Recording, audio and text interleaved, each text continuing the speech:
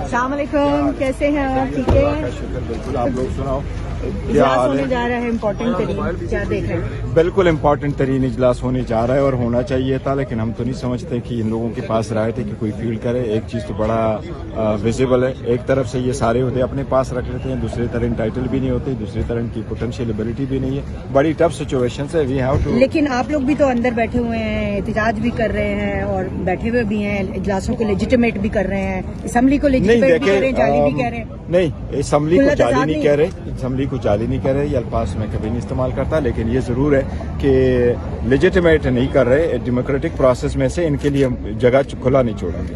اچھا، یہ بتا کہ پارلیمانی لیڈر کا فیصلہ ہو گیا، کون ہوگا پارلیمانی؟ نون لیگ نے تو کر دیا فیصلہ. دیکھو ہم بھی کر لیں گے انشاءاللہ تعالیٰ. ہمارا اپوزیشن لیڈر ہوگا، پارلیمنٹری لیڈر ہوگا، ہمارا بھی انشاءاللہ تعالیٰ کس کے نام خدا نکلے گا کوئی اندازہ؟ انشاءاللہ بہت جلد آپ کو بتا دیں گے. حامد رضا صاحب کہہ رہے ہیں کہ بائیکاٹ نہیں کریں گے، تو آپ کیا کہتے ہیں بطور چیئرمین پاکستان تحریک انصاف؟ نہیں، ہم بھی بائیکاٹ نہیں کریں گے، ہم پارٹیسپیٹ کریں گے، ان کا مقابلہ کریں گے انشاءاللہ تعالیٰ. ہمارا